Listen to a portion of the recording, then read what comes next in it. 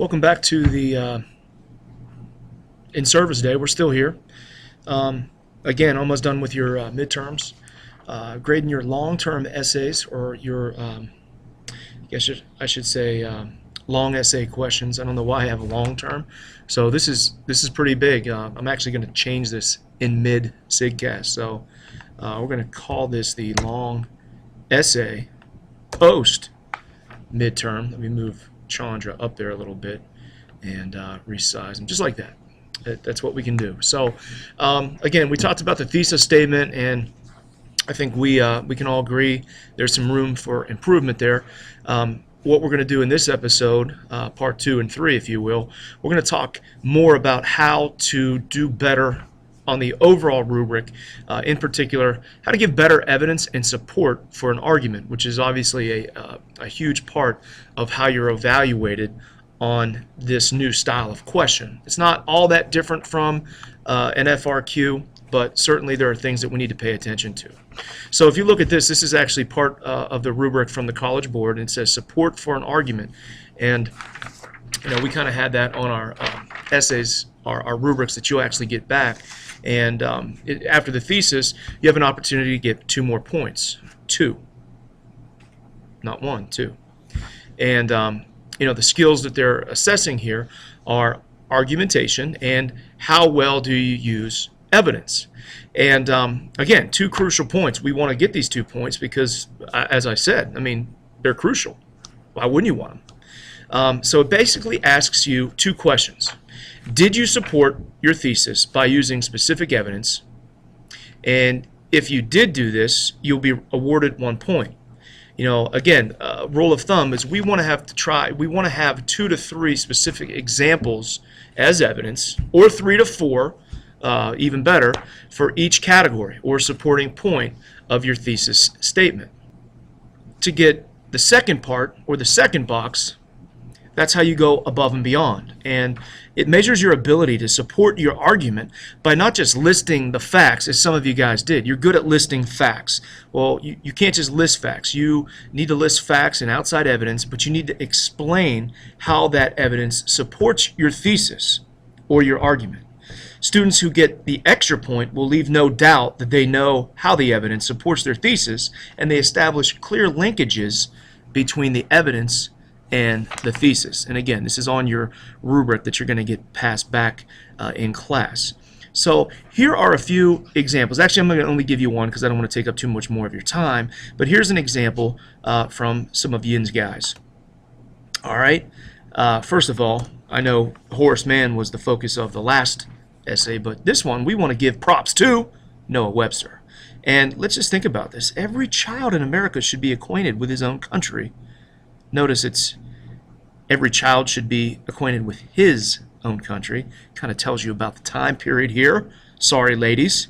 And it says, as soon as he opens his lips, he should rehearse the history of his own country. And I can tell you this, ladies and gentlemen, as a history instructor, I can't agree with Noah Webster any more than is possible. So this student, in their example, put the schoolmaster of the Republic. Boom! That is unbelievable. Just kind of stresses how big of a deal this person was, Noah Webster. And this person's entry, let's face it, if you look at this, the schoolmaster of the Republic, which again I'm blown away by, Noah Webster contributed to the improvement of the U.S. educational system through his introduction of better textbooks and Webster's dictionary. So you're thinking, okay, outside information, boom.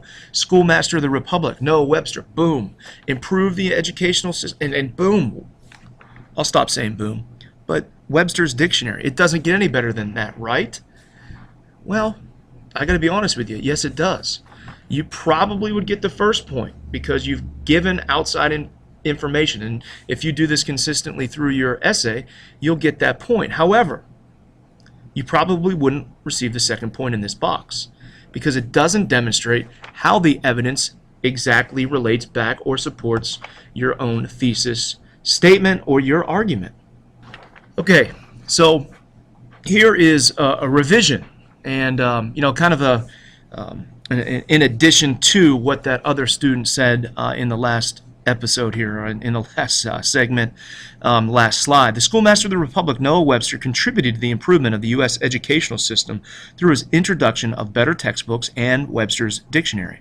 His ability to standardize the American language while instituting his educational reforms was significant.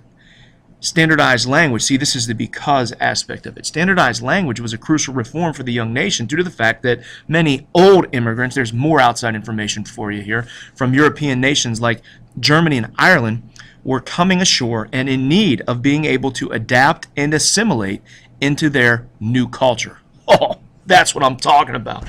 Again, as Stuart Scott used to say, booyah!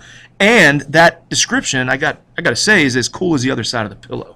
Sorry. I watched the documentary on Stuart Scott last night, just saying. This person would definitely get both points for evidence and support for their argument. This clearly states how the evidence supports the thesis on basically how educational reforms were highly important in shaping the American society, as, again, the prompt says. The way they provide an analysis also links the evidence to the thesis. So in doing a long essay or a DBQ in this style, it'll go a long way to helping each and every one of you earn more points, especially for identifying the historical thinking skill part of the rubric, which is an additional 2 points. Okay? You may be asking yourself right now, like, what is he talking about? What is he talking about with this other part of the rubric or the other historical thinking skill? Well, here's the thing. It's funny you asked, because I'm going to tell you. Come on. Come along. I'm talking about the part of the long essay rubric that evaluates your ability to demonstrate mastery of one of the historical thinking skills. In this case, we've already identified that we believe that this prompt is about causation. So if you think about Noah Webster and the evidence that we just reviewed, it would definitely meet the demands of this first section. Again, it says describes causes and or effects of the historical development. We certainly did that in our last excerpt there, because we clearly described the impact of how Noah Webster's standardization of the American education and language was important for the development of an American culture. And in my opinion, we also got the second point right here, boys and girls, because if you, again, look at the column. It's a this and or, all right, describes causes and or effects of a historical development and analyzes specific examples that illustrate causes and or effect of a historical development. So we did both. We really did. And, again, that's huge. And then the last part of the essay rubric that you'll get back in class, you got to notice this, but the last part says that we can earn another point in this thing called synthesis. And again, notice there are 4 ways that they give you a chance to earn this last point. And I'm pretty sure if most of the evidence we present is done in every DBQ or long essay, like we did for this Noah Webster excerpt, we're going to be mostly okay. However, the icing on the cake can be applied if we connect this to an additional historical topic, period, or era. For this one, we can link Noah Webster's standardization to being crucial to America's development as it entered the second industrial revolution in the late 19th and early 20th century. We can also link it to the significant urbanization that the United States experienced as a result of immigration and industrialization. Heck, we could also mention that the standardization was more of a phenomenon that was experienced in the Northeast and Midwest, because if you look at this particular category, where is it? Right here. It talks about geographical areas.